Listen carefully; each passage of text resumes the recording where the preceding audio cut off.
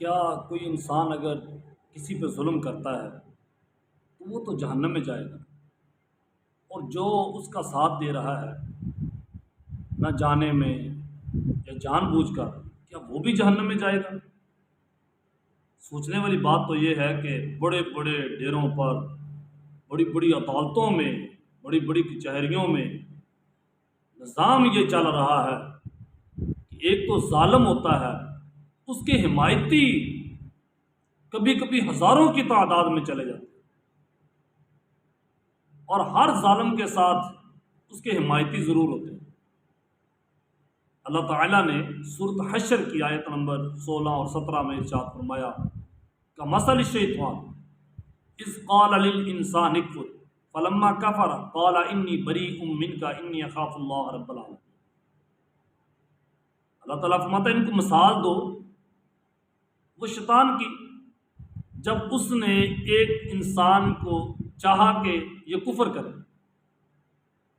تو اس انسان نے کفر کر لیا، شیطان نے اس سے کفر کروایا اور اس انسان نے کفر کر لیا۔ تو اب شیطان نے اسے کہا کہ میرا اب تیرے سے کوئی تعلق نہیں، میں تو ڈرتا ہوں اپنے رب سے جو پورے عالمین کا پالنے والا ہے، میں نے تو اس کی نشانیاں دیکھ لی ہیں، اوے توبہ میں تو ڈرتا ہوں اللہ سے۔ یہ ادھر کفر بھی کروایا، ادھر ڈرتا بھی ہے، ادھر ظلم بھی کروایا، ادھر ڈرتا بھی ہے اللہ سے۔ ہائے ہائے، بات بڑی دور کی ہے۔ کہتا ہے میں تو ڈرتا ہوں اللہ سے، تو جب ڈرتا ہے تو پھر کفر کیوں کروایا؟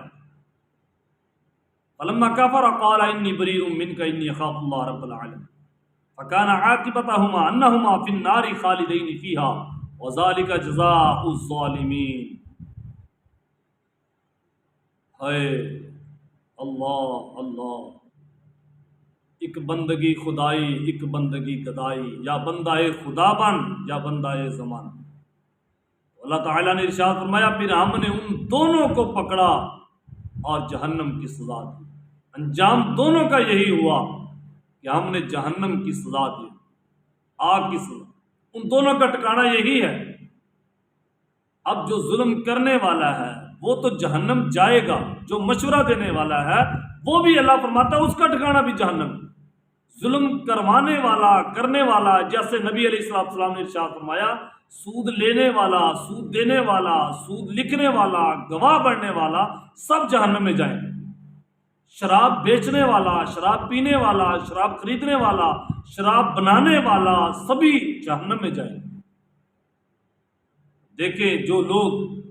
رشوت کے کاروبار کرتے ہیں، اللہ آزماتا ہے اپنے بندوں کو، کبھی کبھی بڑے بڑے عہدے دے کر، عہدہ دیا اب یہ انصاف کرتا ہے یا پیسے دیتا ہے، انصاف کرتا ہے یا دڑے بازی کرتا ہے، یہ اللہ سے ڈرتا ہے یا لوگوں سے ڈرتا ہے کہیں مجھے کوئی مار نہ دیں،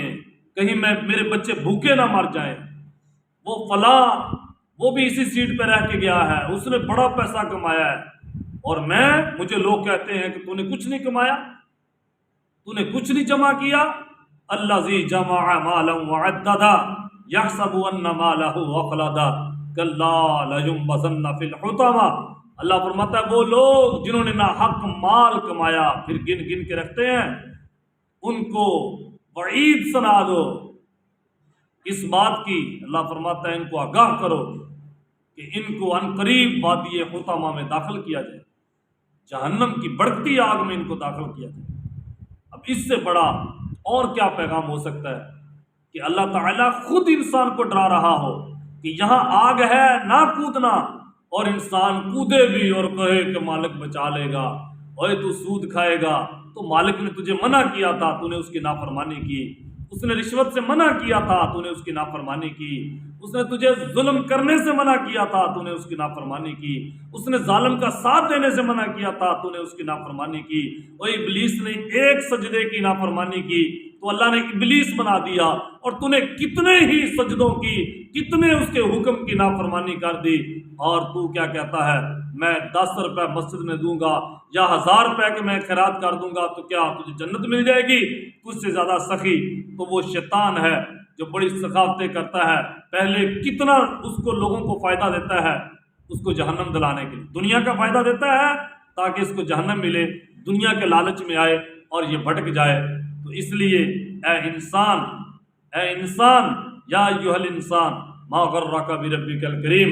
اگر تو ظالم ہے واپس پلٹ اپنے رب رحمان کی طرف، پھر بھی تیرا رب اتنا کرم کرے گا کہ وہ تجھے کچھ نہیں کہے گا۔ واپس آ جا اپنے رب کی طرف۔